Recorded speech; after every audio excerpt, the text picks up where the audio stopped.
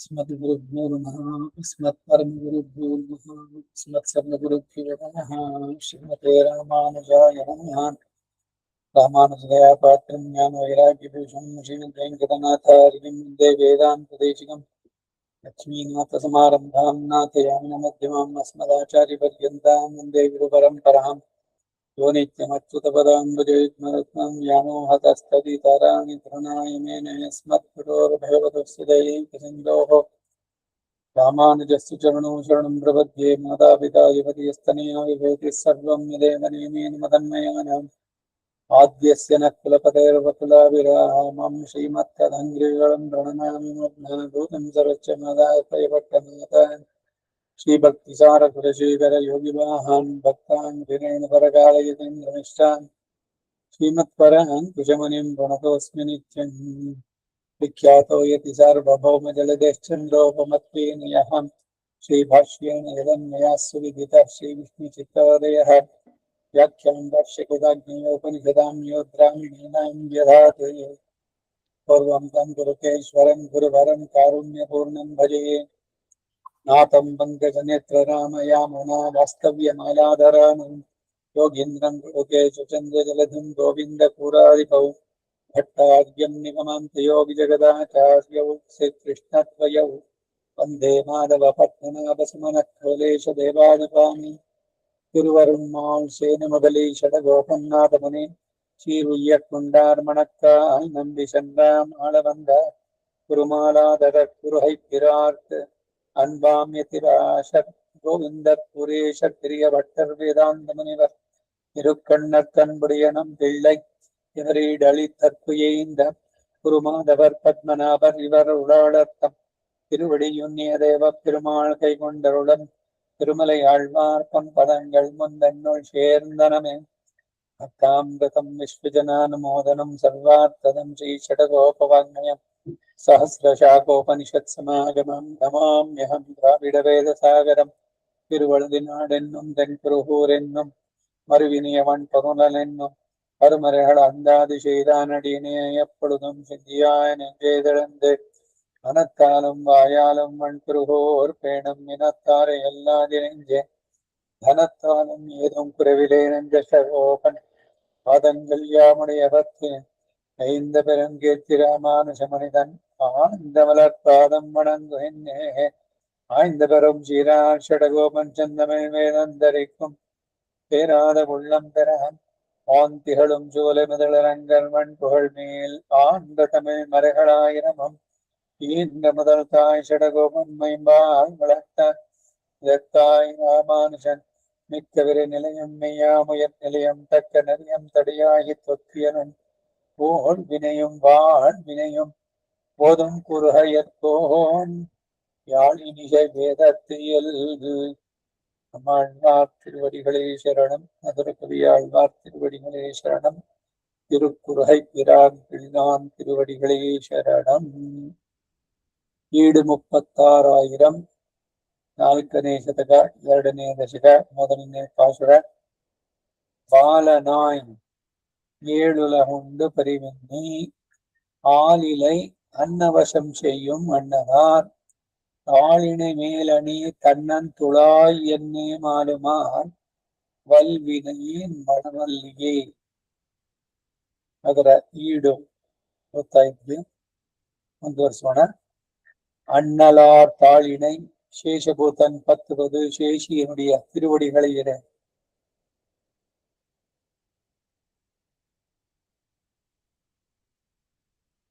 தாளினை மேல் அணி தன்னன் துளாய் இப்படி இவள் ஆசைப்படுக்கை கடியிலே பச்சையிட்டாள் காணும்.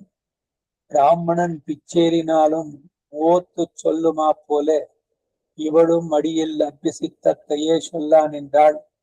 தாழ்பட்ட தன் துளாய் தாமத்திலே இரே வாசனை பண்ணித்து துளாய் என்று எப்போதும் அத்தையே சொல்லா நின்றாள். கெடுவாய் இது துர்கடங்கான் பூத காலத்தில் உள்ளதொரு பன்று கான் என்றால் அது செவியில் படுகிறதில்லை. யுக்த சாத்தியன்றிக்கே இருக்க மாலும் மோகிக்கும் மாலுதல் மயங்குதல் இதொரு உக்தி மாத்திரமாய் அகவாயிலின்றிருக்கே இருப்பெயன்றிருக்கே உள்ளழையான் என்றாள். மணிப்பிரபையிலே அக்னி புத்தி பிறந்தால் அது பின்னை சுடுமம் வேணுமோ? வல்வினையேன் மோகங்கதையாய் கிடிக்கிற இவளுக்கு ஒரு துக்கானுசந்தானம் இல்லைகிறே. உணர்ந்திருந்து அனுசந்திக்கிறவன் பாப்பமிட மடவல்லியே பத்தித்து விடாமை மடப்பம் ஒரு கொள் கொம்போடே சேர்க்க வேண்டும் பரவமாயிருக்கை வல்லி பதி சிம்யோக சுலபம் வயகா என்கிறபடி இருக்கை.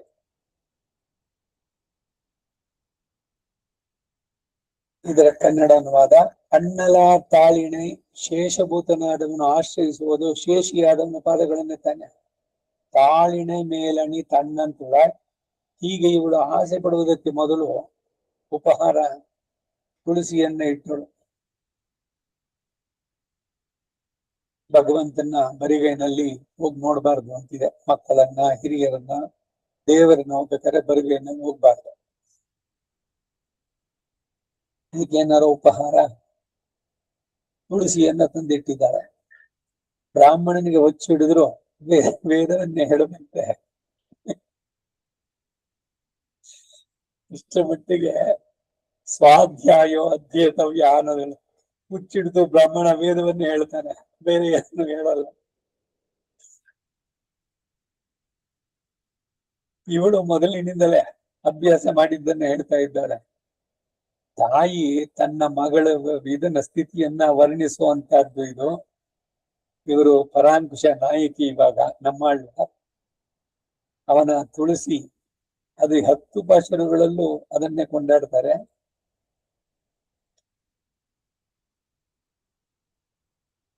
ಯಾವಾಗಲೂ ತುಳಸಿ ಎಂದು ಹೇಳ್ತಾ ಇದ್ದಾರೆ.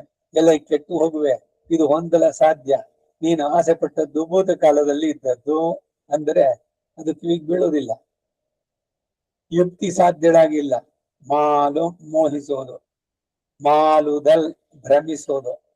ಇದು ಉಕ್ತಿ ಮಾತ್ರವಾಗಿ ಮನಸ್ಸಿನಲ್ಲಿ ಇಲ್ಲದಿರುವುದಲ್ಲ, ಮನಸ್ಸಿನಲ್ಲಿಯೇ ಇರುವಂತ ಹೇಳ್ತಾಳೆ.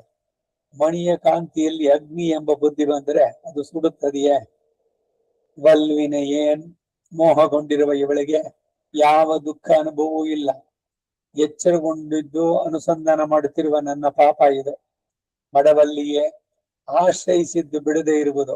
ಮಡಪ್ಪಂ ಒಂದು ಆಶ್ರಯದವನ್ನೇ ಸೇರಿಸಬೇಕಾದ ಬಯಸಿದು.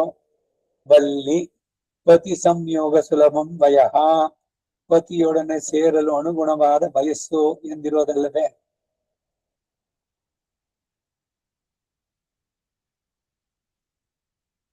ಮಗಳಿಗೆ ಮದುವೆ ವಯಸ್ಸು ಬಂದಾಗ ತಂದೆ ತಾಯಿಯರು ಸೂಕ್ತವಾದ ವರನನ್ನ ಹುಡುಕಿ ಅವಳಿಗೆ ವಿವಾಹ ಮಾಡಬೇಕು. ಒಂದು ವೇಳೆ ಅವರು ಮಾಡದಿದ್ರೆ ಇವಳನ್ನು ಹುಡುಕಬಹುದು ಅಂತ ಕೂಡ ಇದೆ ಸ್ಮೃತಿನಲ್ಲಿ. ವಯಸ್ಸಿಗೆ ಬಂದಾಗ ಪತಿ ಸಂಯೋಗದ ಸುಲಭಂ ವಯಃ. ಇನ್ನೊಂದು ಸೂತ್ರ ಆಪಸ್ತಂಭದಲ್ಲಿ ಸೂತ್ರದಲ್ಲೇನೇನು, ಪತ್ನಿ ಪತಿ ಸಮ ವಯಸ್ಸಿ ಅಂತ. ಪತ್ನಿ ಪತಿಯ ಸಮ ಹೆಂಗಾಗ್ತಾಳೆ ಅಂದ್ರೆ ಶಾಸ್ತ್ರದ ಪ್ರಕಾರ ಇಲ್ಲಿ ಹಿಂದೆ ಎಲ್ಲ 8, 10 ವರ್ಷ 12 ವರ್ಷ ಡಿಫರೆನ್ಸಸ್ ಇರೋದು. ಆದ್ರೂ ವಿವಾಹ ಆದ್ಮೇಲೆ ಪತ್ನಿ ಪತಿ ಸಮ ವಯಸ್ಸಿ ಅಂತ. ಯಾಕಿದು ಅಂತಂದ್ರೆ ಈಗೆಲ್ಲ ಇಂಡಿವಿಜುವಾಲಿಟಿ ಇದ್ರದ್ದು. ಈಗ ತಾಯಿಗೆ 70 ವರ್ಷ ಆಗಿದೆ, ಅದಕ್ಕೇನ್ ಶಾಂತಿ? ತಾಯಿಗೆ ಬೇರೆ ಶಾಂತಿ ಇಲ್ಲ, ತಂದೆ ಜೊತೆನಲ್ಲೇ ಆಗ್ಬೇಕು. ಅವ್ರನ್ನ ಬೇರೆ ಬೇರೆ ಮಾಡೋದಿಲ್ಲ, ಇವ್ರನ್ನ ಕಡೆಗಣಿಸಿಲ್ಲ ಶಾಸ್ತ್ರ. ಸ್ತ್ರೀಯರಿಗೆ ಸಪರೇಟ್ ಆಗಿ ಮಾಡೋಲ್ಲ. ತಾಯಿಗೆ ಮಾಡ್ಬೋದಾ? ತಂದೆ ಇಲ್ದೆ ಹೋದ ತಾಯಿ ಮಾಡ್ಕೋಬಹುದು ಅವಾಗ ಅಂತ. ಅದು ಬೇರೆ, ಅದು ಕಂಡೀಷನ್ ಇದರಲ್ಲಿ. ಸಾಮಾನ್ಯವಾಗಿ ಏನು ಅಂದ್ರೆ ಈಗ ಷಷ್ಠಬ್ದಿ ಪೂರ್ತಿ ಶಾಂತಿ. ಈ ಷಷ್ಠಬ್ದಿ ಪೂರ್ತಿ ನಾವು ದಂಪತಿ ಕೂತ್ಕೊಂಡಾಗ ಇಬ್ಬರಿಗೂ ಅದು ಅನ್ವಯ.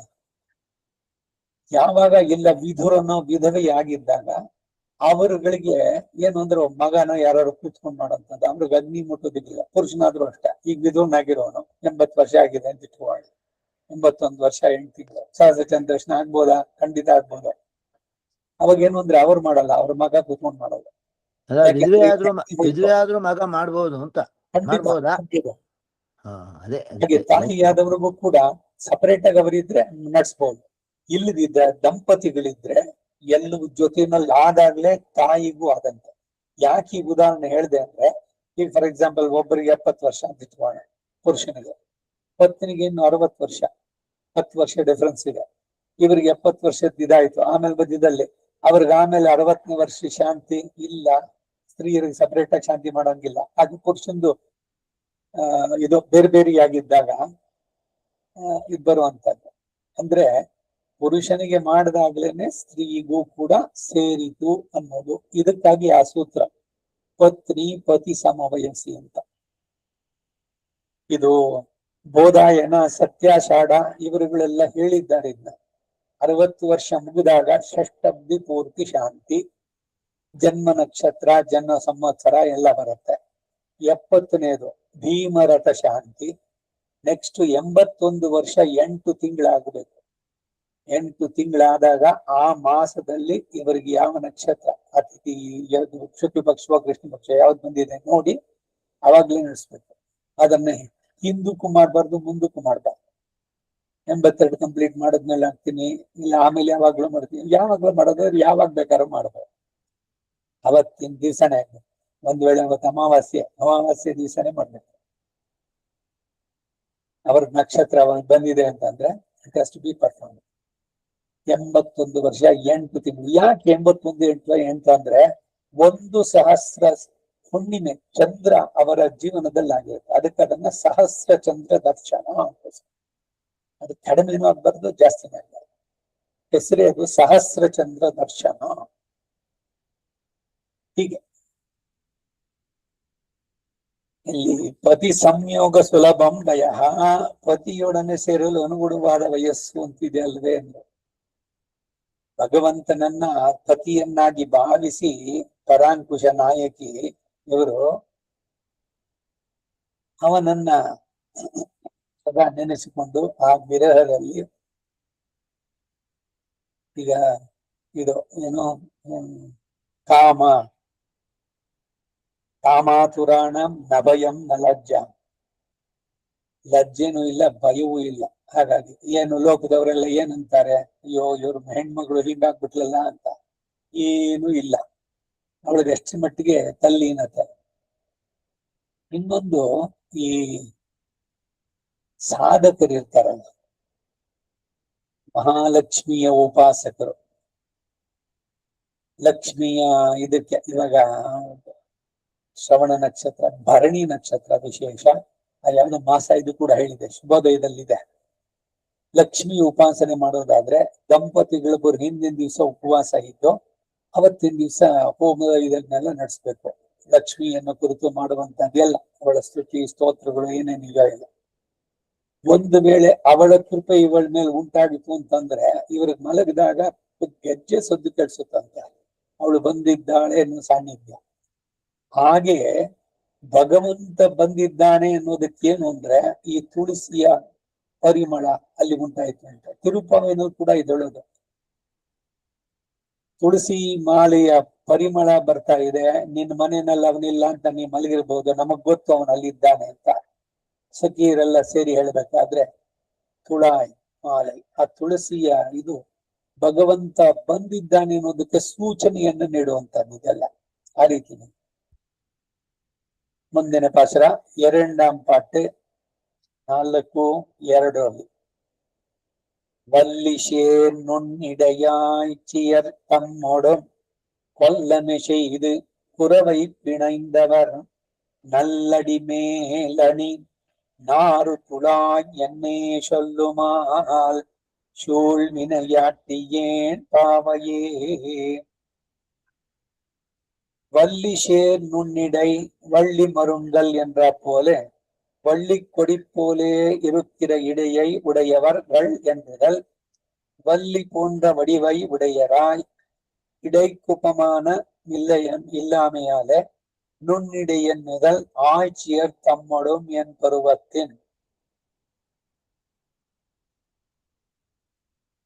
பெண்கள் பலருக்கும் உதவினர், அவர்கள் எல்லார் விடாயையும் உடைய எனக்கு உத்தவத்தட்டன் என்னான் என்றாள். திருவாய்ப்பாடியில் இவள் பருவத்தில் பெண்கள் பலர்க்கும் உதவினாவிலே கொல்லமை செய்து வரம்பளைந்த செயல் களை செய்து சௌந்தர்யாதிகளாலே அவர்கள் மரியாதையை அளித்து உறவை பிணைந்தவர் அவர்களோடு தன்னை தொடுத்தபடி நல்லடி பெண்களும் தானுமாய் மாறி மாறி துகைத்த திருத்துழாய் பெற வேணும் என்று ஆசைப்படுகிறது. பிரம்மச்சாரி எம்பெருமான் திருவடிகளில் திருத்துழாய் ஆசைப்படுமோ அவளன்றே இவள் நாறு துழாய் அவர்களும் அவனுமாகத்து கைத்த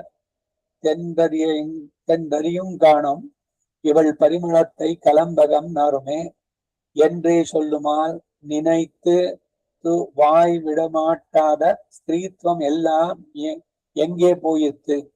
சூழ்வினையாட்டியேன் தப்பாதபடி அகப்படித்துக் கொள்ளும்படியான பாபத்தை பண்ணினேன். நைவமாம் கிஞ்சிதப்ரவீத் என்றிருக்கும் அவள் வார்த்தை சொல்லுகிறது என் பாபமிரே. பாவையே எல்லா அவஸ்தையிலும் தன்னகவாயிலோடு பிறர் அறியாதபடி இருக்கு கடவ நிரபாதிக ஸ்திரீத்தத்தையும் உடைய இவள் கண் பேத்துக்கு தான் வார்த்தை சொல்லும்படியாவதே. ಇದು ಈ 2ನೇ ಪಾಶುರಕ್ಕೆ ಈಡು. ಈಗ ಕನ್ನಡದ ಭಾಗ.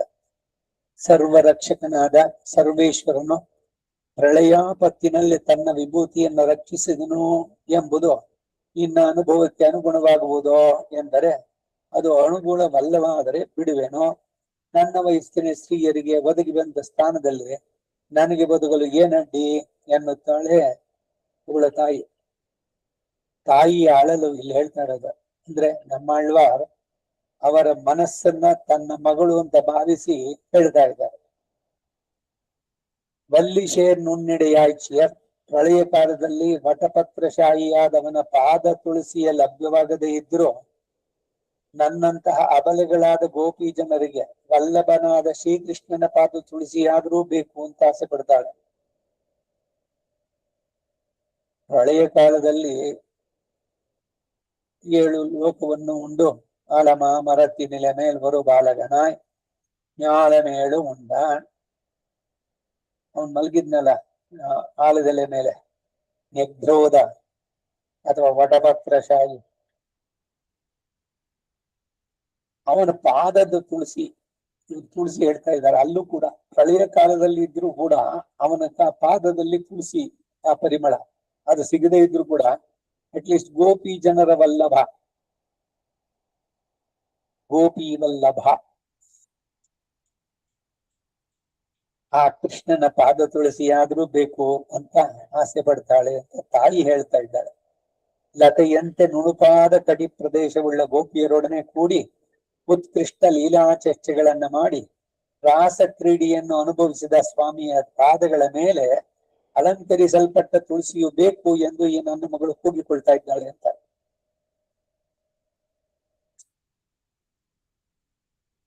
ರಾಸ ಕ್ರೀಡೆ, ಶರನ್ನವರಾತ್ರಿ, ಹುಣ್ಣಿಮೆ, ನೀನು ಯಮುನಾ ನಡಿಗೆ ತೀರಕ್ಕೆ ಹೋದ, ಕೊಳಲನ್ನ ಊದಿದ, ವೇಣುನಾದ, ಎಲ್ಲರೂ ಬಂದ್ರು. 5 ಲಕ್ಷ ಜನ. ಆ 5 ಲಕ್ಷ ಗೋಪಿಯರ ಜೊತೆಗೆ ತಾನು 5 ಲಕ್ಷ ರೂಪವನ್ನು ತಗೊಂಡಿದ್ದಾನೆ. ಆದ್ರೆ ಏನ್ ವಿಶೇಷ ಅಂದ್ರೆ ಒಬ್ಬಳ ಜೊತೆಗಿರೋ ಕೃಷ್ಣ ಇನ್ನೊಬ್ಬನ ಕಾಣಿಸೋಲ್ಲ. ಅದರಲ್ಲಿ ಏನಾಯ್ತು ಅಂದ್ರೆ ನನಗೊಬ್ಬನಿಗೆ ಮಾತ್ರ ಅವನು ಕೊಟ್ಟ ಅಂತ ಒಬ್ಳು ಬೇರೆ ಯಾರಿಗೂ ಸಿಗದಂತ ಇದು ಬಯಕೆ ನನಗ್ ಸಿಕ್ತು ಅಂತ. ಆಮೇಲೆ ಎಲ್ಲ ಮರೆಯಾಗ್ಬಿಡ್ತಾರೆ. ಆ ವಿರಹವನ್ನು ತಡೆಯದೆ ಒಬ್ಳು ಚಿಂತೆಯಂತಿ ಅಂತ ಅವಳು ಪ್ರಾಣನೇ ಬಿಟ್ಲು. ಈ 16 ಸಹಸ್ರನಾಮಗಳಿದೆ. ಗೋಪಾಲ ಸಹಸ್ರನಾಮ, ವಾಸುದೇವ ಸಹಸ್ರನಾಮ, ಪುರುಷೋತ್ತಮ ಸಹಸ್ರನಾಮ ಅಂತ. ಆ ಪುರುಷೋತ್ತಮ ಸಹಸ್ರನಾಮದಲ್ಲಿ ನರಸಿಂಹ ಅವತಾರದ ವರ್ಣನೆ ಒಂದಷ್ಟು, ರಾಮನದಾಯ್ತು, ಕೃಷ್ಣಂದು ಬರ್ತಾ ಇದೆ. ಅದರಲ್ಲಿ ಒಬ್ಳು ಗೋಪಿಗೆ ಮೋಕ್ಷ ಕೊಟ್ಟ ಅಂತದಿದೆ.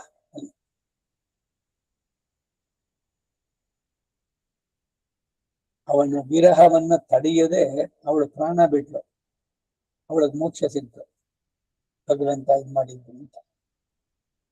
ಹಾಗೆ ಇಲ್ಲಿ ಅವನ ಪಾದದ ತುಳಸಿ ಆದ್ರೂ ಸಿಗುತ್ತಾ ಅಂತ ಆಸೆ ಪಡ್ತಾಳಂತಂದು.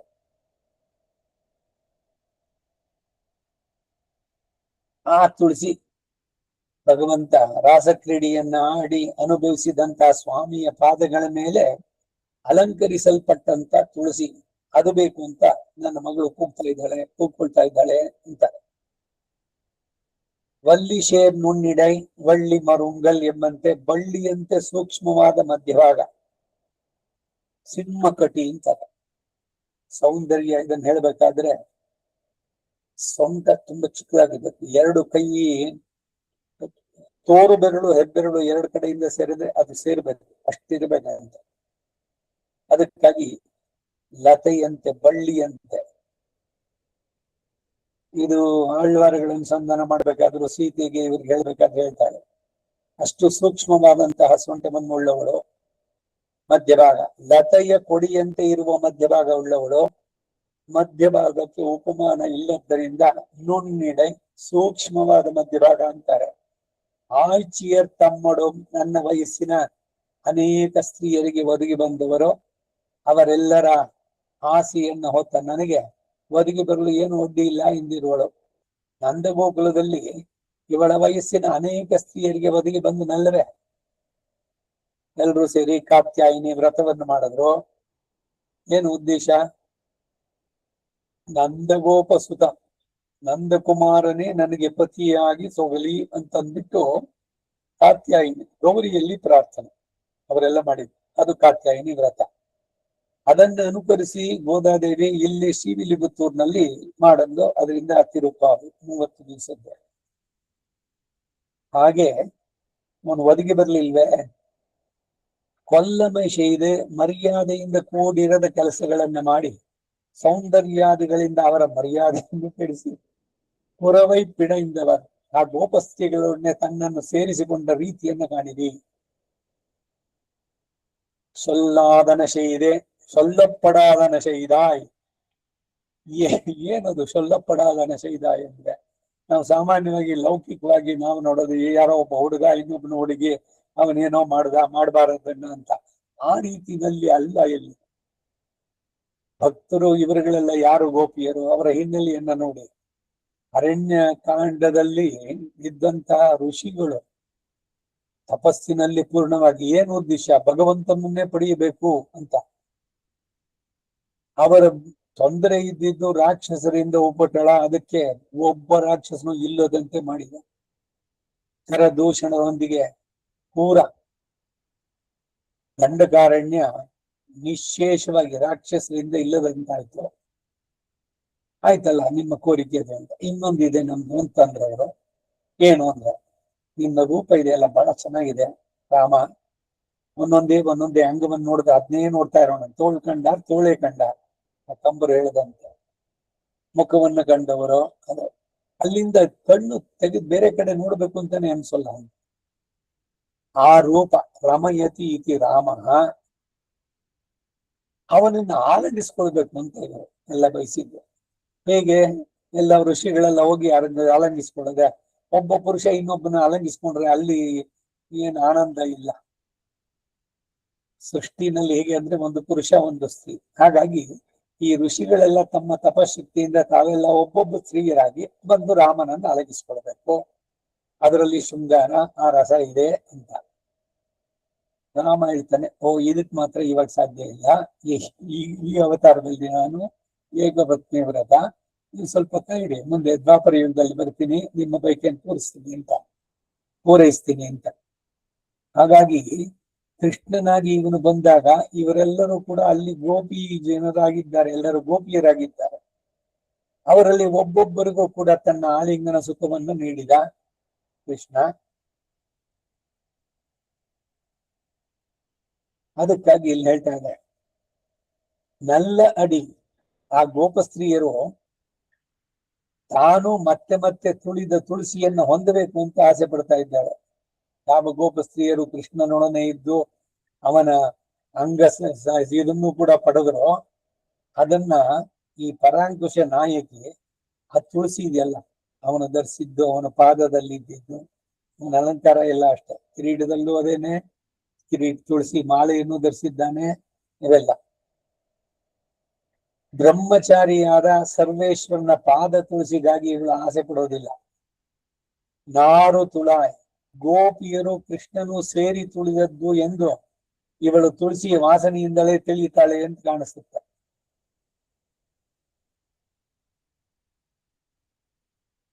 ಇಬ್ಬರ ಅಂಗಗಳಲ್ಲೂ ಪರಿಮಳ ಹರಿತಾ ಇದೆ. ಈಗ ಪತಿ ಪತ್ನಿಯರು, ಇವರಿಗೆ ಆ ಪತ್ನಿಯ ಮೇಲೆ ಸಂದೇಹ, ಏನೋ ಅವನ್ ಶರ್ಟ್ ಮೇಲೆ ಯಾವ್ದೋ ಕೂದಲು ಕಾಣಿಸ್ತೋ, ಇಲ್ಲ ಇನ್ನೆಲ್ಲೋ ಮಾರ್ಕೋ, ನೀನ್ ಯಾರೋ ಇನ್ಯಾರ ಜೊತೆನೆಲ್ಲ ಹೋದೆ. ಈ ಲಕ್ಷ್ಮಿ ಪ್ರಣಯ ಕಲಹ ಇದೆ. ರಥೋತ್ಸವ ಆದ್ಮೇಲೆ ತೀರ್ಥ ಸ್ನಾನ ಮೊದಲು ಬರುವಂತ ಇಬ್ರು ಅರ್ಚಕರು, ಒಬ್ರು ಒಳಗಡೆ ಇರ್ತಾರೆ ದೇವಸ್ಥಾನದೊಳಗೆ, ಇನ್ನೊಬ್ರು ಹೊರಗಡೆ ಇರ್ತಾರೆ. ಅವರಿಬ್ಬರದು ಬಹಳ ಚೆನ್ನಾಗಿರುತ್ತೆ ಕೇಳೋದಕ್ಕೆ ಸಂವಾದ. ನೀನೆಲ್ಲ ಹೋಗಿದ್ದೆ ರಾತ್ರಿ? ನನ್ಗೆ ಹೇಳ್ದೆ ಇನ್ಯಾರ್ದೋ ಮನೆಯಲ್ಲಿ ಹೋಗಿದ್ದೆ ಅಂತ. ಇಲ್ಲಮ್ಮ, ಇವರಿಗೆಲ್ಲ ಬೇಟೆ ಮಾಡೋಕ್ ಹೋಗಿದ್ದೆ ಇದು ಅಂತ ಒಬ್ರಿಗೊಬ್ಬರಿಗೆ ಮಾತಾಡೋದು. ಯಾರೋ ನೀನು ಅಂತಂದ್ರೆ, ನಾನು ಹರಿ. ಹರಿ ಅಂದ್ರೆ ಕಪಿನೋ ಅಂತಾರೆ, ಕಪಿ ಅಲ್ಲ ಅಂತಾರೆ. ಹೀಗೆ ವಾಗ್ವಾದಗಳು ಇದೆಲ್ಲ ಅಲ್ಲೆಲ್ಲ ಹೇಳುವಂತ. ಹಾಗೆ ಈ ಕೃಷ್ಣ ಗೋಪಿಯರು ಅವರಿಬ್ರು ಒಡನಾಟದಲ್ಲಿದ್ದು ಎಲ್ಲ ಮಾಡಿ, ಇಬ್ಬರ ಅಂಗದಲ್ಲೂ ಕೂಡ ಆ ತುಳಸಿಯ ಪರಿಮಳ ಜೊತೆನಲ್ಲಿದೆ. ಅದು ಇಬ್ಬರ ಅಂಗಗಳಲ್ಲೂ ಪರಿಮಳ ಹರಿತಾ ಇದೆ. ಎಂದ್ರೆ ಸೊಲ್ಲುಮಾನ್, ನೆನೆದದ್ದನ್ನ ಬಾಯಿ ಬಿಟ್ಟು ಹೇಳಲಾರದ ಸ್ಥಿತ್ವವೆಲ್ಲ ಎಲ್ಲಿ ಹೋಯ್ತು? ಶೂಳ್ವಿನ ಯಾಟಿಯೇನ್, ನಿಶ್ಚಯವಾಗಿಯೂ ವಶ ಮಾಡಿಕೊಳ್ಳುವಂತಾದ ಪಾಪವನ್ನು ಮಾಡಿದನು. ನೈವ ಮಾಂ ಕಿಂಚಿದ್ ಅಬ್ರವೀತ್, ನನಗೇನನ್ನು ಹೇಳಲಿಲ್ಲ ಎಂದಿರುವವಳು ಮಾತನಾಡುವುದು ನನ್ನ ಪಾಪ ಅಲ್ಲವೇ? ಪಾವಯೇ ಎಲ್ಲ ಅವಸ್ಥೆಗಳಲ್ಲಿಯೂ ತನ್ನ ಮನಸ್ಸಿನಲ್ಲಿ ಓಡೋದನ್ನ ಇತರರು ಅರಿಯದಂತೆ ಇರಬೇಕಾದ ನಿರುಪಾಧಿಕ ಸ್ತ್ರೀತ್ವವುಳ್ಳವಳು ಇವಳು. ತನ್ನ ಪ್ರಾಪ್ತಿಗಾಗಿ ತಾನೇ ಮಾತನಾಡುವಂತಾಯ್ತಲ್ಲ. ಇವಳಿಗೆ ಭಗವಂತನ ವಿರಹ ಎಷ್ಟು ತೀವ್ರವಾಗಿದೆ ಅಂದ್ರೆ, ಇದು ಈಗ ಅರ್ಧ ಇದ್ರಲ್ಲಿ ಜ್ಞಾನ ಇಲ್ಲದಂತ ಸ್ಥಿತಿನಲ್ಲಿದ್ದಾಗ ಮಾತಾಡ್ತಾರಲ್ಲ, ಆ ರೀತಿನಲ್ಲಿ ಭಗವಂತನಲ್ಲಿ ಎಷ್ಟು ಮಟ್ಟಿಗೆ ತಲ್ಲೀನತೆ ಆಗಿದೆ ಅಂದ್ರೆ, ಇವಳು ಏನನ್ನು ಹೊರಗಡೆ ವ್ಯಕ್ತಪಡಿಸಬಾರ್ದು ಅಂತಿದ್ಲು ಅದನ್ನು ಕೂಡ ಎಲ್ಲ ಹೇಳ್ತಾ ಇದ್ದಾಳೆ. ಅವನೇ ಬಂದ, ಅವನ ಪಾದದ ತುಳಸಿ ಅದು ಅಂತ. ಹೀಗೆ ತುಳಸಿಯು ಕೃಷ್ಣನು ಅವರಿಬ್ಬರದನ್ನ ಒಂದೊಂದೇ ಪಾಶುರದಲ್ಲಿ ಇಲ್ಲಿ ಅನುಸಂಧಾನ ಮಾಡ್ತಾ ಬರ್ತಾ ಇದ್ದಾರೆ. ಮೂನ್ರಾಮ್ ಪಾಠ. பாயியல் வேத நன்மாலை பல கொண்டு தேவர்கள் மாமுனிவர் இறைஞ்ச நின்ன சேவடி மேல் அணி செம்பொன் துளாய் என்னே கூவுமால் கோள் வினையாட்டியேன் கோதையே. மூன்றாம் பாட்டு. ஒரு ஊருக்காக உதவினதே என்றிக்கு ஒரு நாட்டுக்காக உதவின பண்பக்கல் உள்ளது பெறத்தಟ್ಟೆನ್ ಎನ್ನಾನೆಂದಾಳ್ ಎಂದಿರಾರ್. ಒಂದು ಊರಿಗಾಗಿ ಒಂದು ನಾಡಿಗಾಗಿ ಒದಗಿದ ಅವನಲ್ಲಿರುವ ಔದಾರ್ಯ ಗುಣವನ್ನು ಹೊಂದಲು ಏನು ಅಭ್ಯಂತರ ಎಂತಾಳು.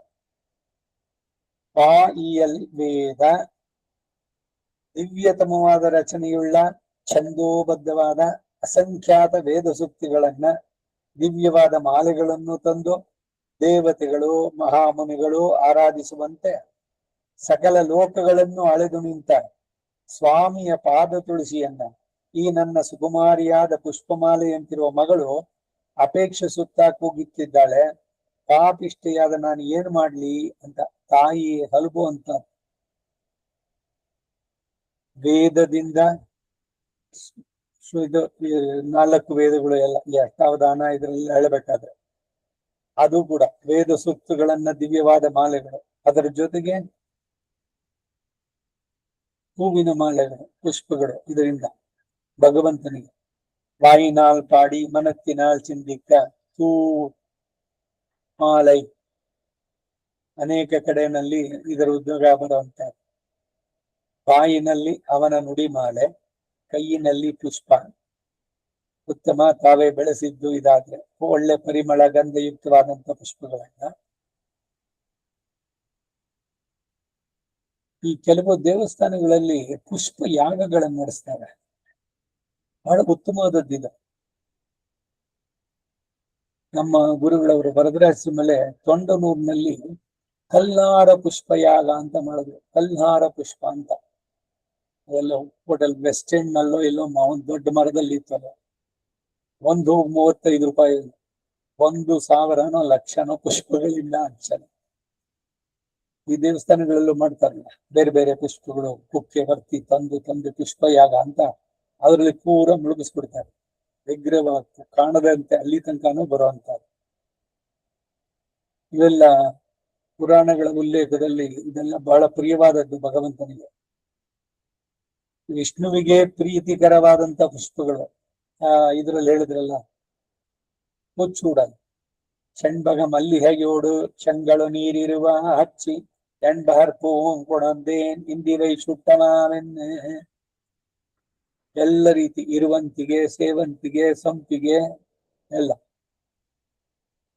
ಇತ್ತೀಚೆಗೆ ಆ ಭಕ್ತಿ ಚಾನೆಲ್ ನಲ್ಲಿ ಯಾವುದೋ ದೇವಸ್ಥಾನ ತಮಿಳುನಾಡಿನ ಆಂಧ್ರದಲ್ಲಿ ಚಿನ್ನದ ಸಂಪಿಗೆ ಪುಷ್ಪಗಳು 108 ಮಾಡಿ ಅದನ್ನ ಪ್ರದಕ್ಷಿಣೆ ಬಂದು ಆಮೇಲೆ ಒಂದೊಂದನ್ನೇ ಭಗವಂತನಿಗೆ ಸಮರ್ಪಣೆ ಮಾಡುತ್ತೆ. ಸ್ವರ್ಣ ಚಂಪಕಾ ಪುಷ್ಪ, ಚಿನ್ನದ ಸಂಪಿಗೆ ಹೂವುಗಳು, ಸಂಪಿಗೆ ಹೂವು ತರನೇ ಮಾಡಿಸಿ ಚಿನ್ನದಲ್ಲಿ ಅದನ್ನು ಸಮರ್ಪಣೆ ಮಾಡಿ ಪುಷ್ಪಗಳಿಂದ ಭಗವಂತನಿಗೆ ಅರ್ಚನೆ ಮಾಡಿದ್ರೆ ತುಂಬಾ ಅವನಿಗೆ ಅತ್ಯಂತ ಪ್ರಿಯವಾದದ್ದು ಇದೆಲ್ಲ. ಹಾಗೆ ಇಲ್ಲಿ ಛಂದೋಬದ್ಧವಾದ ಅಸಂಖ್ಯಾತ ವೇದ ಸೂಕ್ತಗಳನ್ನು, ಸೂಕ್ತಗಳಿಂದ ಮಾಲೆ, ಅದರ ಜೊತೆಗೆ ದಿವ್ಯವಾದ ಮಾಲೆಗಳು ಎಲ್ಲ ತಂದು ಇವರು ಆರಾಧಿಸುವಂತೆ ಸಕಲ ಲೋಕಗಳನ್ನು ಅಳೆದು ನಿಂತಂತವನು ವಾಮನ ತ್ರಿವಿಕ್ರಮನಾದವನು ಆ ಸ್ವಾಮಿಯ ಪಾದ ತುಳಸಿಯನ್ನ ಈ ನನ್ನ ಸುಕುಮಾರಿಯಾದಂತ ಪುಷ್ಪ ಮಾಲೆಯಂತಿರುವ ಮಗಳು ಅವಳು ಅಪೇಕ್ಷಿಸ್ತಾ ಕೂಡ್ತಾ ಇದ್ದಾಳೆ, ನನಗೆ ಆ ಪುಷ್ಪ ಬೇಕು, ಪಾಪಿಷ್ಟಿಯಾದ ನಾನು ಏನ್ ಮಾಡ್ಲಿ ಅಂತ ಕೇಳ್ತಾ ಇದ್ದಾಳೆ. ಈಡ್ பா இயல் வேதம் பாவாலே இயற்றப்பட்ட வேதம் சந்தசுக்களாலே சொல்லப்பட்ட வேதம் அனுஷ்டுப் என்றும் திஷ்டுப் என்றும் பிருஹதி என்றும் இத்தியாದಿ ಛಂದಸ್ಸುகளை ಉಡೈತಾನ ವೇದಂ. ವೇದದಲ್ಲಿ ಛಂದಸ್ಸಿನ ಪಾತ್ರ ಬಹಳ ಬಹಳ ಮುಖ್ಯ. ಛಂದೋಬದ್ಧವಾಗಿರ್ಬೇಕು.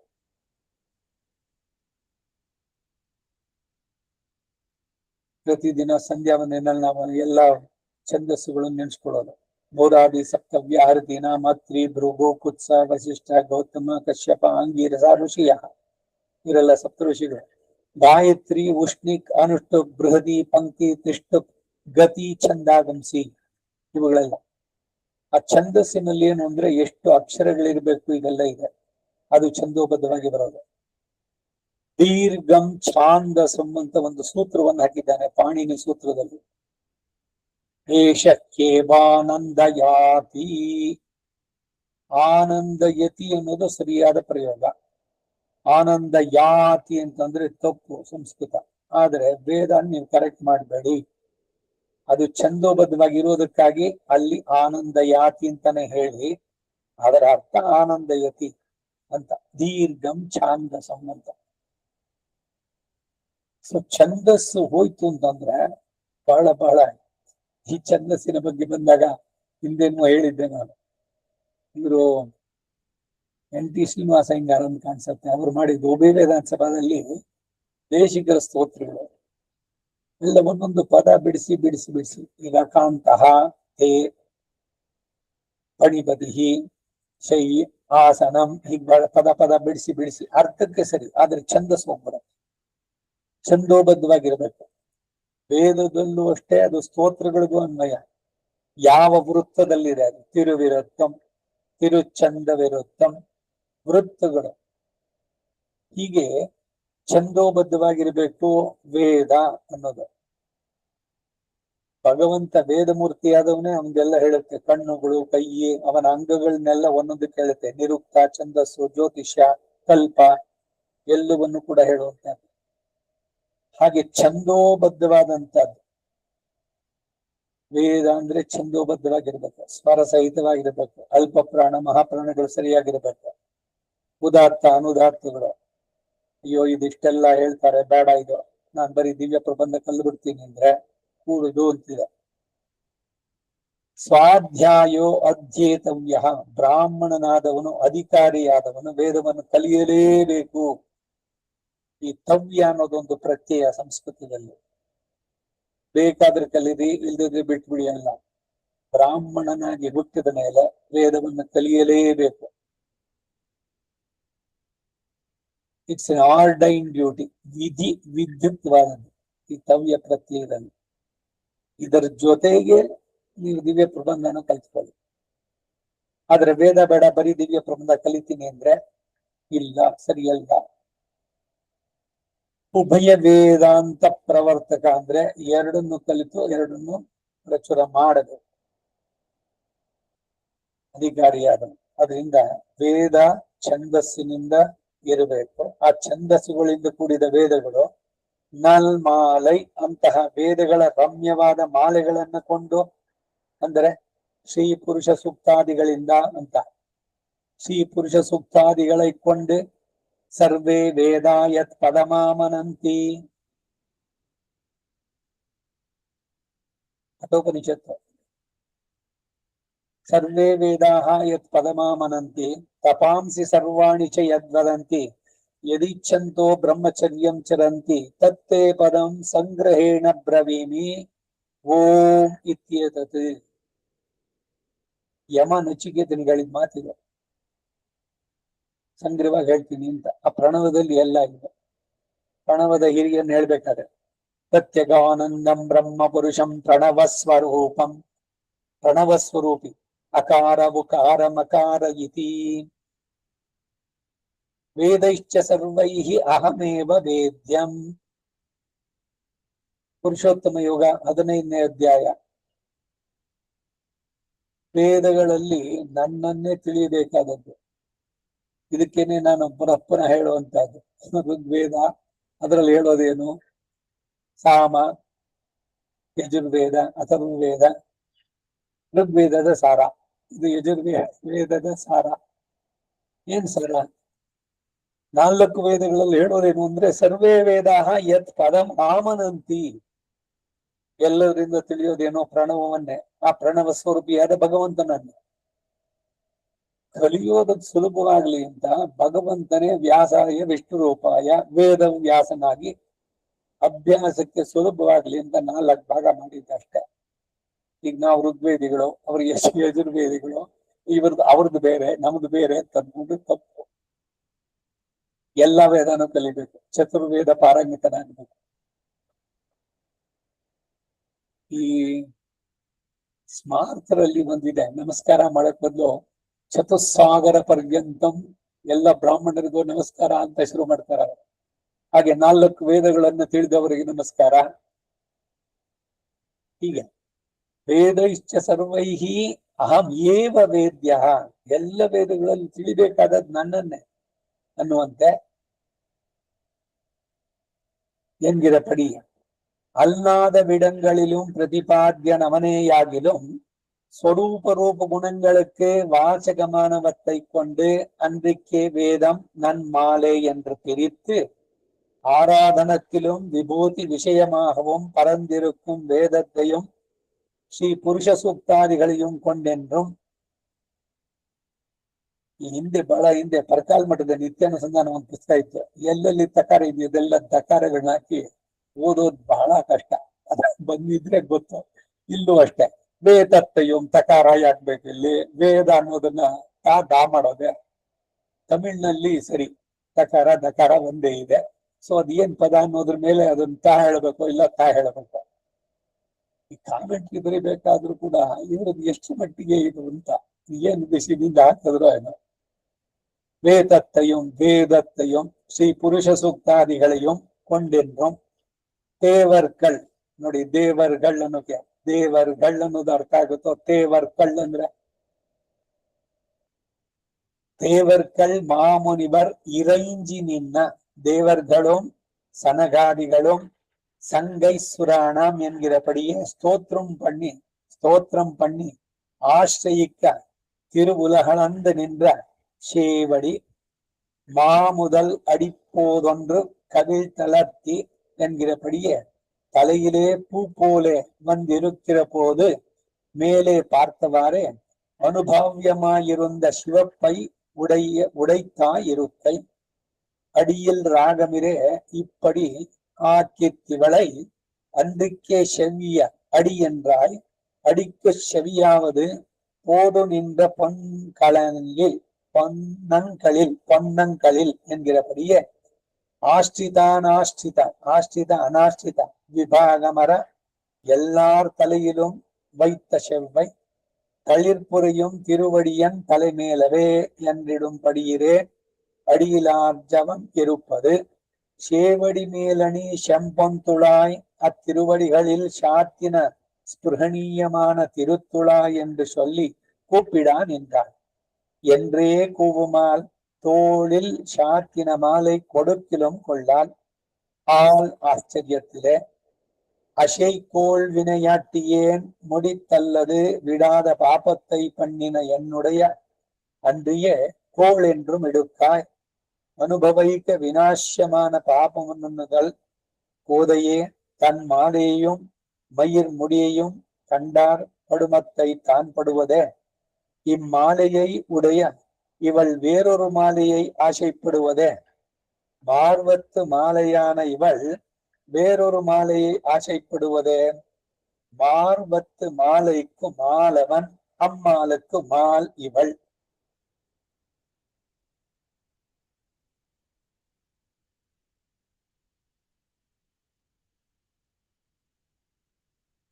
ಎಲ್ಲಾ ಸ್ಥಳದಲ್ಲೂ ಪ್ರತಿಪಾದ್ಯನಾದವನು ವೇದ ಪ್ರತಿಪಾದ್ಯನ್ ಭಗವಂತ ಸರ್ವೇ ವೇದಾಹ ಯತ್ ಪದಮಾಮನಂತೆ ಅವನ ಸ್ವರೂಪಾರೂಪ ಗುಣಗಳಿಗೆ ವಾಚಕವಾದವುಗಳಿಂದ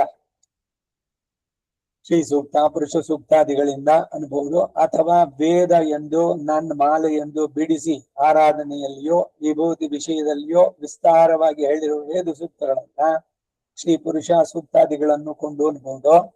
ದೇವರ್ಗಳ್ ಮಾಮುನಿವರ್ ಇರೈಂಜ ನಿನ್ನ ದೇವತೆಗಳು ಮಾಮುನಿವರ್ ಮುನಿಗಳು ಸನಕಾದಿ ಋಷಿಗಳು ಸಂಗೈಹಿ ಸುರಾಣಂ ಎನ್ನುವಂತೆ ಸ್ತೋತ್ರ ಮಾಡಿ ಆಶ್ರಯಿಸಲು ಪ್ರಪಂಚವನ್ನೆಲ್ಲ ಅಳೆದು ನಿಂತಹ ಶೇವಡಿ ಮಾಮುದಲಿಡಿಪ್ಪೋದು ಒಂದು ಕವಿಳ್ ತಲರ್ತಿ ಆಶ್ರಿತರಿಗೆ ಪರಮ ಪ್ರಾಪ್ಯವಾದ ತಿರುವಡಿಗಳೆಂಬ ರಮ್ಯವಾದ ಪುಷ್ಪವನ್ನ ಹರಡಿ ಎಂಬಂತೆ ತಲೆಯ ಮೇಲೆ ಹೂವಿನಂತೆ ಬಂದಿರುವ ಅವನ ಪಾದಗಳು ಮೇಲೆ ನೋಡಿದ ಅನುಭಾವ್ಯವಾದ ಪ್ರಕಾಶವುಳ್ಳದ್ದಾಗಿರೋದು.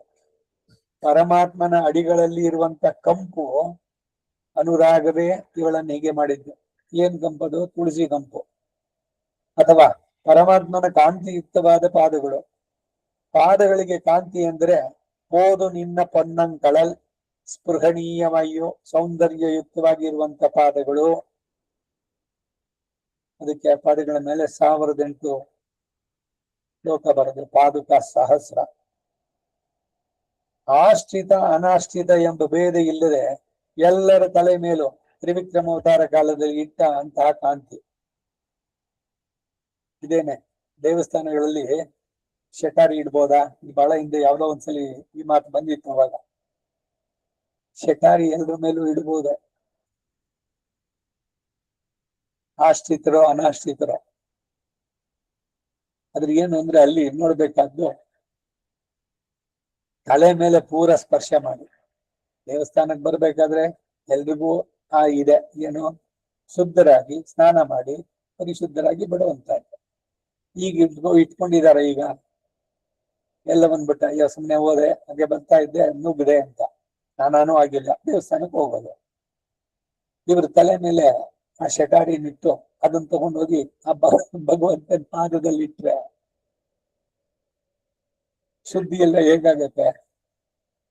ಅದಕ್ಕಾಗಿ ಏನು ಅಂದ್ರೆ ಆ ಶಟಾರಿ ಮೇಲೆ ಇರೋದು 2 ಪಾದಕೆ ಇದೆ, ಒಳಗಡೆನಲ್ಲಿ ಒಂದು ಕಲ್ಲು ಇದೋ ಏನೋ ಮಣಿನೋ ಹಾಕಿರ್ತಾರೆ, ಶಬ್ದ ಬರ್ತದೆ. ತಲೆ ಹತ್ರ ನಂದಾಗ ಶಬ್ದ ಆಯ್ತು. ಅವ್ರ ಹಾಗೆ ತೋರಿಸಿದ್ರು ಕೂಡ ಭಗವಂತನ ಪಾದ ನಮ್ಮ ತಲೆ ಮೇಲೆ ಇದೆ ಅಂತ. ಬೇಸಿಕ್ ಆಗಿ ಏನೋ ಎಲ್ಲರ ತಲೆ ಮೇಲೂ ಭಗವಂತನ ಪಾದಕ್ಕೆ ಇಡ್ಬೋದು. ಆದರೆ ಆ ಪಾದಕ್ಕೆ ಇಡಿಸ್ಕೊಳ್ಳೋವರು ಪಾವಿತ್ರ್ಯತೆ ಸರಿಯಾಗಿರ್ಬೇಕು. ಇಲ್ದಿದ್ರೆ ಇದಕ್ಕಾಗೇನೆ ವರ್ಷದಲ್ಲಿ ಪವಿತ್ರೋತ್ಸವಗಳನ್ನು ನಡೆಸೋದು. ಈ ರೀತಿ ಏನೇನಾದ್ರೂ ಆಗಿದ್ರೆ ಭಗವಂತನಿಗೆ ಎಲ್ಲ ನಾರ್ಮ್ಸ್ ಏನೇನಿದೆಯೋ ಯಾವ್ಯಾವ್ದ್ರಲ್ಲಿ ಅದನ್ನ ಫಾಲೋ ಮಾಡ್ಬೇಕು. ಅದು ಪಾಂಚರಾತ್ರ ಆಗಮೋ ಐಕಾನಸ ಆಗಮೋ ಸುಮ್ಮನೆ ಸ್ತೋತ್ರ ಬರುತ್ತೆ ಇದು ಅಂತಂದ್ಬಿಟ್ಟು ಹೋಗ್ಬಿಟ್ಟು ನಾವೇ ಅಲ್ಲಿ ದೇವಸ್ಥಾನದಲ್ಲಿ ಕೂತ್ಕೊಂಡು ಮಾಡ್ತೀವಿ ಅಂತಂದ್ರೆ ಆಗುತ್ತೇನೋ. ಗರ್ಭಗುಡಿನಲ್ಲಿ ಹೋಗೋದಕ್ಕೆ ಯಾರು ಅಧಿಕಾರಿಗಳು ಅಂದ್ರೆ ಯಾರಿಗ ಉಪದೇಶ ಆಗಿದ್ಯೋ ಅವ್ರು ಮಾತ್ರ ಹೋಗ್ಬೇಕು, ಎಲ್ರನ್ನೂ ಅಲ್ಲಿ ಒಳಗೆ ಕರಿಬಾರದು.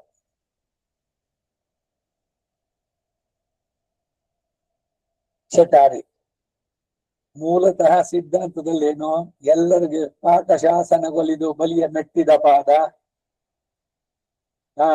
ಇವನು ಕೆಡಹಿದ ಪಾದ, ಲೋಕ ಪಾವನ ಗಂಗೆ ಉದಿಸಿದ ಪಾದವನು ಭಜಿಸಿ ಬದುಕೆಲೋ ಮಾನವ. ತ್ರಿವಿಕ್ರಮನಾಗಿ ಬಂದಾಗ ಅವನ ಪಾದ ಯಾರ್ಯಾರು ತೆಗೆಸ್ತೋ ಎಲ್ರೂ ಉದ್ಧಾರ ಆದ್ರ. ಹಾಗೆ ಸಂಗೈಸುರಾಣ ಅಂದ. ಪರಮ ಪ್ರಾಪ್ಯವಾದ ತಿರುವಡಿಗಳೆಂಬ ರಮ್ಯವಾದ ಪುಷ್ಪವನ್ನ ಹರಡಿ ಎಂಬಂತೆ ಆಶ್ರಿತರಿಗೆ ಪರಮ ಪ್ರಾಪ್ಯವಾದದ್ದು. ಭಕ್ತಿ ಶ್ರದ್ಧೆಯಿಂದ ಅದನ್ನ ಸಾಕ್ಷಾತ್ ಭಗವಂತನ ಪಾದಾನೆ ನನ್ನ ತಲೆ ಮೇಲೆ ಇಡ್ತಾ ಇದ್ದಾರೆ ಅನ್ನೋ ಭಾವದಿಂದ, ಆ ಭಕ್ತಿ ಭಾವದಿಂದ ಅದನ್ನು ಸ್ವೀಕರಿಸಬೇಕು. ಆಮೇಲೆ ಅದಕ್ಕೆ ನಿಜವಾದ ವ್ಯಾಲ್ಯೂ.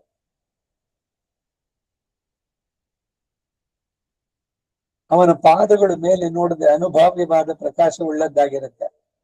ಪರಮಾತ್ಮನ ಅಡಿಗಳಲ್ಲಿ ಇರುವಂತ ಕಂಪು ಅನುರಾಗವೇ ಇವಳನ್ನು ಹೀಗೆ ಮಾಡಿದ್ದೆ.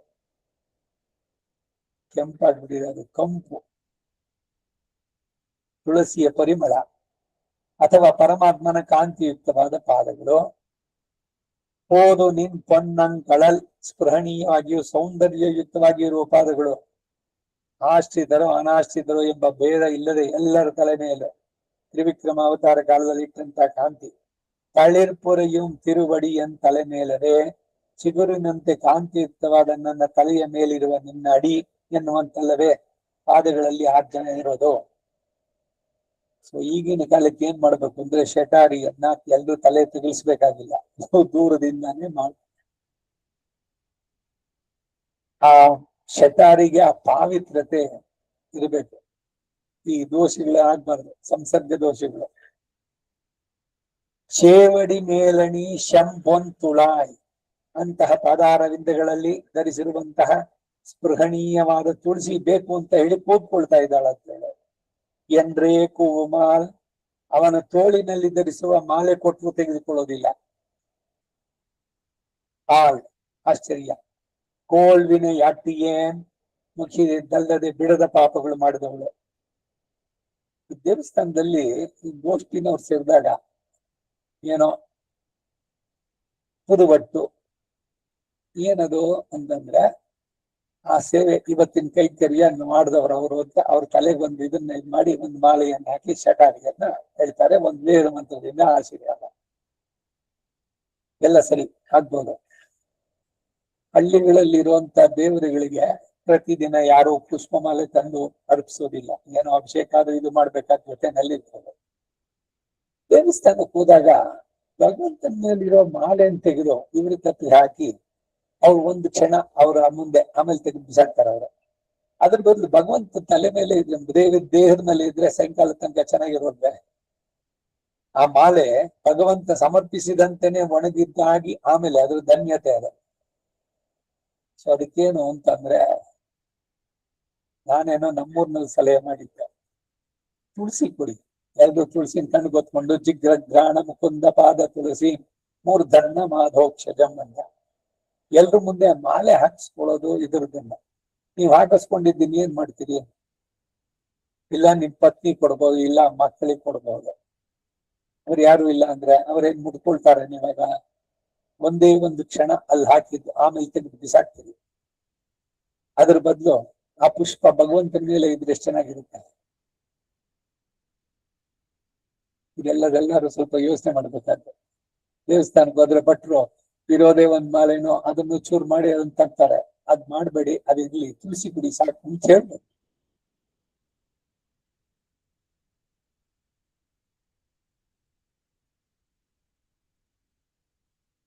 ಸೇವಡಿ ಮೇಲಣಿ ಅಂತಹ ಪಾದಾರಣ್ಯಗಳಲ್ಲಿ ಧರಿಸಿರುವಂತಹ ಸ್ಪೃಹಣೀಯವಾದಂತಹ ತುಳಸಿ ಬೇಕು ಅಂತ ಹೇಳ್ತಾ ಇದ್ದಾರೆ. ತುಳಸಿಯನ್ನು ಕೊಟ್ರೆ ಏನೋ ಇದೆ. ಆಚರಣೆಯಲ್ಲಿ ಯಾವ ರೀತಿ ಬಂದಿದೆ? ಈಗ ಪತ್ನಿ ನಿಯೋಗ ಮುಂತಾದವರಿಗೆ ಮಾತ್ರ ತುಳಸಿ ಕೊಡ್ಬೇಕು ಅಂತಿದ್ಯೋ? ಸುಮಂಗಲಿಗೆ ತುಳಸಿ ಕೊಟ್ರೆ ಅಪದ್ವಾದು? ಭಗವಂತನ ಪಾದ ತುಳಸಿ.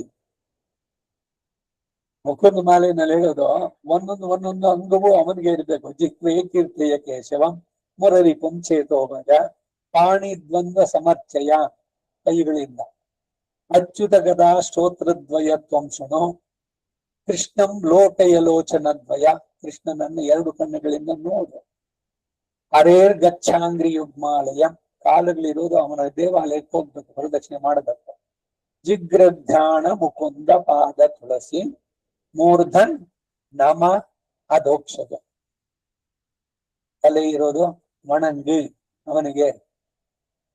ನತಮಸ್ತನಾಗಿ, ನತಮಸ್ತಕ, ನತ ಶಿರಸ್ಕ ಅಂದ್ರೆ ತಲೆ ಬಗ್ಗಿಸ್ಬೇಕು ಭಗವಂತನಿಗೆ ಪೂರ್ಣವಾಗಿ.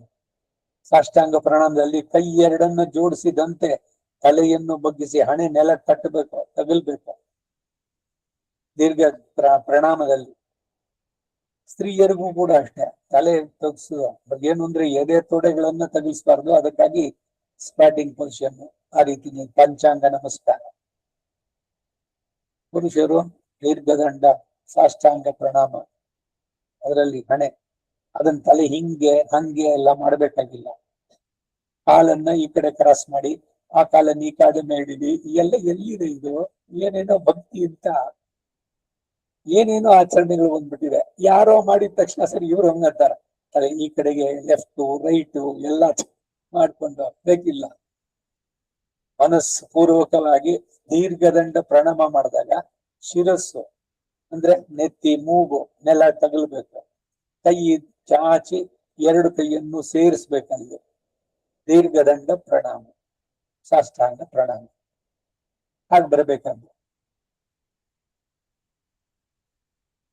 ಅವನ ಪಾದಾರವಿಂದಗಳಲ್ಲಿ ಇರುವಂತ ತುಳಸಿ ಬೇಕು ಅಂತಾಳೆ. ಎಂಡ್ರೆ ಕೂವು ಮಾಲ್, ಅವನ ತೋಳಿನಲ್ಲಿ ಧರಿಸುವ ಮಾಲೆ ಕೊಟ್ರೆ ತೆಗೆದುಕೊಳ್ಳೋದಿಲ್ವಂತೆ. ಆಶ್ಚರ್ಯ ಇದು. ಭಗವಂತನ ಸಂಭ್ರಮ ನೋಡಿದ್ದು. ಯಾಕೆ ಬೇಡ ಅಂದ್ರೆ ಈಗ ಹೇಳ್ಬೇಕು, ಈಗ ಹೇಳಿದ್ನಲ್ಲ ನಾನು, ಅದು ಭಗವಂತನ ಮೇಲೆ ಚೆನ್ನಾಗಿದೆ, ಅಲ್ಲೇ ಇರ್ಲಿ ಅದು ಅಂತ. ಯಾಕಂದ್ರೆ ಅದನ್ನೇ ನಾವು ಹಾಕೊಂಡಿರ್ತೀವಿ ಅನ್ನೋದನ್ನ ಒಂದೇ ಕ್ಷಣ ದೇವಸ್ಥಾನದಿಂದ ಹೊರಗೆ ಬರೋಕ್ ಮೊದ್ಲು ಅಲ್ಲೇನೇನೆ ಆಗಿದ ತಕ್ಷಣ ತೆಗೆದು ಆ ಕಡೆ ಪಕ್ಕಕ್ಕಿಡೋದು. ಕೋವಿನೆಯಾಟಿಯೇ ಮುಗಿಸಿದ್ದಲ್ಲದೆ ಬಿಡದ ಪಾಪಗಳನ್ನು ಮಾಡಿದವಳು ಅನುಭವಿಸಿಯೇ ತೀರ್ಬೇಕಾದ್ದು. ಅವಶ್ಯಂ ಅನುಭೋಕ್ತವ್ಯಂ, ಅಥವಾ ಕೋಳ್ ಎಂದರೆ ಬಲಿಷ್ಠವಾದ, ಅನುಭವಿಸಿಯೇ ಕಳೆಯಬೇಕಾದ ಪಾಪ ಎನ್ನಬಹುದು.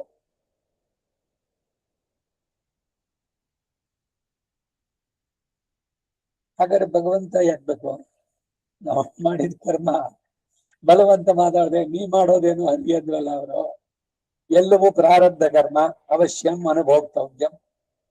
ಹಾಗಾದ್ರೆ ಭಗವಂತ ಯಾಕೆ? ನಾ ಏನ್ ಮಾಡಿದ್ನೋ ಅದನ್ನ ಅನುಭವಿಸೋದಂತೂ ಆಗತ್ತೆ ಅಂತ. ಏನಿಲ್ಲ ಅಂತಂದ್ರೆ ಭಗವಂತನ ಕೃಪೆ ಇದ್ರೆ ಆ ಇಂಟೆನ್ಸಿಟಿ ಕಡಿಮೆ ಆಗುತ್ತೆ. ಎಷ್ಟು ತೀವ್ರವಾಗಿತ್ತೋ ಅದನ್ನ ಅವನೊಂದು ಚೂರ್ನಲ್ಲಿ ಮುಗಿಸಿದಂತ. ಅನುಭವಿಸ್ಬೇಕು, ಹೌದು, ಪ್ರಾರಬ್ಧ ಕರ್ಮ ಅನುಭವಿಸ್ಬೇಕಾದಂತ. ಆದ್ರೆ ಅದರ ತೀವ್ರತೆ ಇದೆಯಲ್ಲ ಅದನ್ನು ಕಡಿಮೆ ಮಾಡಬಲ್ಲ ಅವನು. ಯಾಕೆಂದ್ರೆ ಕರ್ಮಕ್ಕೆ ಅಧ್ಯಕ್ಷ ಅವನು. ಕರ್ಮವೇ ಭಗವಂತನಿಗಿಂತ ಮೇಲಲ್ಲ. ಭಗವಂತ ಮನಸ್ಸು ಮಾಡಿದ್ರೆ ಪೂರ್ಣ ಕ್ಷಮಿಸಲು ಬಲ್ಲ. ಹೀಗೆ ಕೋದೆಯೇ ತನ್ನ ಮಾಲೆಯನ್ನು ಕೂದಲಿನ ಮುಡಿಯನ್ನು ಕಂಡವರು ಅನುಭವಿಸುವುದನ್ನ ತಾನೇ ಅನುಭವಿಸುವಂತಾಯ್ತಲ್ಲ. ಈ ಮಾಲೆಯನ್ನುಳ್ಳ ಇವಳು ಬೇರೊಂದು ಮಾಲೆಗೆ ಆಸೆ ಪಡ್ಬೋದೆ? ಪರಮಾತ್ಮನ ವಕ್ಷಸ್ಥಳಕ್ಕೆ ಮಾಲೆಯಂತಿರುವ ಇವಳು ಬೇರೊಂದು ಮಾಲೆಗೆ ಆಸೆ ಪಡೋದು ಯಾಕೆ? ಇನ್ನೊಂದು ಕಡೆ ಹೇಳ್ತಾರೆ, ಯಾರ್ಯಾರು ಪ್ರಪತ್ತಿಯನ್ನು ಮಾಡ್ಕೊಂಡಿದ್ದಾರೋ ಅವರು ಒಬ್ಬೊಬ್ಬರನ್ನು ಕೂಡ ಒಂದೊಂದು ಪುಷ್ಪದಂತೆ ಭಗವಂತ ಒಂದು ದಾರದಲ್ಲಿ ಪೋಣಿಸಿ ಮಾಲೆಯನ್ನು ಧರಿಸಿದಂತೆ ಅವನೇ ಸದಾ ಅಲ್ಲಿ ಜೊತೆಗೆ ಅವನ ಜೊತೆನಲ್ಲೇ ಇಟ್ಕೊಂಡಿರ್ತಾನೆ ಅಂತ. ಪರಮಾತ್ಮನ ವಕ್ಷಸ್ಥಳಕ್ಕೆ ಮಾಲೆಯಂತಿರುವ ಇವಳು ಬೇರೊಂದು ಮಾಲೆಗೆ ಆಸೆ ಪಡೋದು ಯಾಕೆ? ವಕ್ಷಸ್ಥಳದ ಮಾಲೆಗೆ ತಾನೆ ಅವಳ ವ್ಯಾಮೋಹ ಹೊಂದಿರೋನು, ಅವನು ವ್ಯಾಮೋಹ ಹೊಂದಿರೋದು. ಅಂತಹ ವ್ಯಾಮೋಹ ವಿಶಿಷ್ಟನಿಗೆ ಇವಳು ವ್ಯಾಮೋಹ ಭೂತಳು. ವಿಷ್ಣು ವಕ್ಷಸ್ಥಲ ಸ್ಥಿತಾಂ ಮಹಾಲಕ್ಷ್ಮಿ ಜೊತೆನಲ್ಲಿದ್ದ ಹಾಗೆ ಒಂದೊಂದು ಚೇತನ ಪೂರ್ಣವಾಗಿ ತನ್ನಲ್ಲಿ ಸಮರ್ಪಣೆ ಮಾಡಿಕೊಂಡವರನ್ನ ಒಂದು ಪುಷ್ಪ ಮಾಲೆಯಂತೆ ಧರಿಸ್ತಾನೆ ಅಂತ ಕೂಡ ಅನುಸಂಧಾನ ಮಾಡ್ತಾರೆ. ಮುಂದಿನ ಪಾಚರ 4ಆಂ ಪಾಠ. பெருக்காருவத்தினா போல ஒரு கால் எல்லாரையும் வாழ்வித்து போன அவதாரத்தின் உள்ளத்தை நான் இப்போது எங்கே தேடுவேன் என்ன அது தவிர்க்கிறது என்று மொத்த ஏகரூபமாயிருக்கிறார் பரமபத நிலையன் திருவடிகளில் திருத்துழாய் பெறத்தென்னான் என்கிறாள். ಪ್ರವಾಹವು ಬತ್ತಿ ಹೋದಂತೆ ಒಂದು ಕಾಲದಲ್ಲಿ ಎಲ್ಲರನ್ನು ಉಜ್ಜೀವಿಸುವಂತೆ ಮಾಡಿ ಮುಗಿದು ಹೋದ ಅವತಾರದಲ್ಲಿ ಇದ್ದದ್ದನ್ನ ನಾನು ಈಗ ಎಲ್ಲಿ ಹುಡುಕಲಿ ಅಂದ್ರೆ, ಅದು ತಪ್ಪಿ ಹೋಗೋದಾದ್ರೆ ಏಕರೂಪವಾಗಿರುವ ಪರಮಪದನಾಥನ ತಿರುವಡಿಗಳಲ್ಲಿರುವ ತುಳಸಿಯನ್ನ ಹೊಂದಲು ಅಡ್ಡಿ ಇಲ್ಲವಷ್ಟೇ ಎನ್ನುತ್ತಾಳೆ ನನ್ನ ಮಗಳು ಅಂತಾಳೆ. கோதிலவன் புகழ் கொண்டு சமைகள் வேதங்கள் சொல்லி பிதத்தும் பிரான் பரன் பாதங்கள் மேலணி பைம்பொன் துளாய் என்னே ஓதுமால் ஓள் வினையேன் ತಡಂ ತೋಳಿಯೇ. ಭಗವಂತನ ಗುಣಗಳಲ್ಲಿ ಶೀಲಾದಿ ಶೌರ್ಯಾದಿ ಆನಂದಾದಿ ಗುಣಗಳ ಭೇದಗಳನ್ನು ಅನುಸಂಧಾನ ಮಾಡಿ ನಾನಾ ಮತಸ್ಥರು ಆ ಕ್ರಮವಾಗಿ ತನ್ನನ್ನು ಸ್ತುತಿಸುವಂತೆ ಮಾಡುವ ಸರ್ವಸ್ಮಾತ್ ಪರನಾದಂತಹ ಪರಮಪದನಾಥನ ಪಾದಗಳಲ್ಲಿ ದಿವ್ಯ ಸೂರಿಗಳಿಂದ ಸಮರ್ಪಿಸಲ್ಪಟ್ಟಂತಹ ಶ್ಲಾಘ್ಯವಾದ ತುಳಸಿಯೇ ಬೇಕು ಎಂದು ಸುವೃತ್ತವಾದ ತೋಳುಗಳುಳ್ಳ ಈ ನನ್ನ ಮಗಳು ಹೇಳ್ತಾ ಇದ್ದಾಳೆ. ಅನಾದಿ ಪಾಪವಶ್ಯಳಾದ ನಾನು ಏನು ತಾನೇ ಮಾಡಲಿ ಅಂತ ಹೇಳ್ತಾ ಇದ್ದಾಳೆ ತಾಯಿ. ಏನು ಮಾಡ್ಲಿ ಅಂತ ತಾಯಿ ಹೇಳ್ತಾ ಇದ್ದಾಳೆ. ಈ ಜಾಗದಲ್ಲಿ ನಿಲ್ಸ್ಕೊಂಡಿರೋಣ, ನಾಳೆ ದಿವಸ ಮುಂದುವರ್ಸೋಣ. ನಮ್ಮ ಆಳ್ವಾರ್ ತಿರುವಡಿಗಳೇ ಶರಣಂ. ಮಧುರ ಕವಿ ಆಳ್ವಾರ್ ತಿರುವಡಿಗಳೇ ಶರಣಂ. ತಿರುಕ್ಕುರಹೈ ಪಿರಾನ್ ಪಿಳೈ ತಿರುವಡಿಗಳೇ ಶರಣಂ. ಕವಿತಾರ್ಕಿಕ ಸಿಂಹಾಯ ಕಲ್ಯಾಣ ಗುಣಶಾಲಿನೆ ಶ್ರೀಮತೆ ವೆಂಕಟೇಶಾಯ ವೇದಾಂತ ಗುರವೇ ನಮಃ. ವಾದಿದ್ವಿಪಶಿರೋ ಭಂಗ ಪಂಚಾನನ ಪರಾಕ್ರಮಃ ಶ್ರೀಮಾನ್ ವೆಂಕಟನಾಥಾರ್ಯಶ್ಚಿರಂ ವಿಜಯತಾಂ ಭುವಿ. ಶ್ರೀಮತೆ ನಿಗಮಾಂತ ಮಹಾದೇಶಿಕಾಯ ನಮಃ. ಸರ್ವಂ ಶ್ರೀ ವಾಸುದೇವಾರ್ಪಣಮಸ್ತು.